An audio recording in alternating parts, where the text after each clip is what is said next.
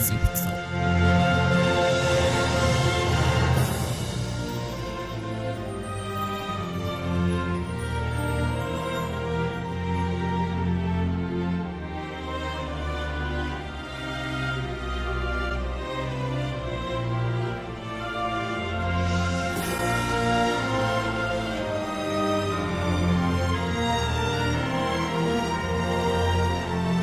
I'll admit, I might have been a little too young when Final Fantasy XII released on PlayStation 2 in 2016. Being a fan of the series, I wasn't expecting such a huge deviation from what I was used to. However, it's undeniable that this is one of the most beautiful PS2 games available. I just couldn't seem to understand what was going on in the game story-wise, and I failed to understand the game's battle system. Thankfully, Square Enix is here to release the title on current generation hardware again, but this time for platforms that the game has never released on before. I'm Azara Lopez and this is Nosy Pixel's review for Final Fantasy XII, The Zodiac Age on Nintendo Switch. Right, it's time to fly. And no wagging tongues or you'll like to bite them off. I'm coming from now on. Final Fantasy XII The Zodiac Age is an HD remastered of Final Fantasy XII. The game follows Vaughn after the loss of his brother and the takeover of his city, Rabanastre, by the Arcadian Empire. The game focuses heavily on the war efforts of two opposing sides, but also features many themes of fate, as the actions of each of the characters find themselves crossing paths time and time again, even if they don't want to. This leads them to take on a joint effort that might put the right people in power, but it's not going to be easy.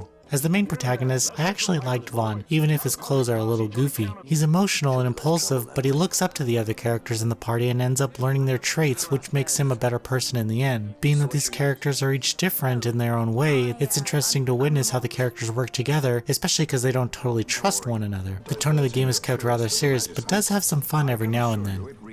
Hey, Buckethead! Although the game has so much information to give the player, it does so slowly over the course of the story, which is beneficial, but an additional playthrough wouldn't hurt to understand everything. The turn-based battle system fans have grown used to is long gone, and in its place is a real-time system that has players approach enemies on the map and choose an action. During the action choice, time is stopped for players to make the decision, but choosing attack will consecutively charge for an attack action throughout the entire battle unless an item or a skill is needed. Since only one character can be used at a time, the game introduced a system known as gambits, which controls the other characters in the party. Assigning characters when to use items and which skills to use against which enemies are all things that are possible with gambits. Over time, more gambit slots will unlock and different targets will become available to make this a pretty good system overall that I really don't have any complaints with. The main thing is that it's a crucial feature in Final Fantasy XII that needs to be understood completely if you wish to get far in the game. Additional features include job classes for each character that allows them to learn additional skills and equip additional weapons and armor, which allows players to have their own personal experience and adventure. Also, this version of the game lets players fast forward during gameplay, which is extremely helpful given the size of the game's large world. Being that this is the HD version of the game, I think this game just proves how beautiful Final Fantasy XII was for its time. The game looks absolutely gorgeous in HD, from its characters to its lively town and maze-like dungeons. Final Fantasy XII The Zodiac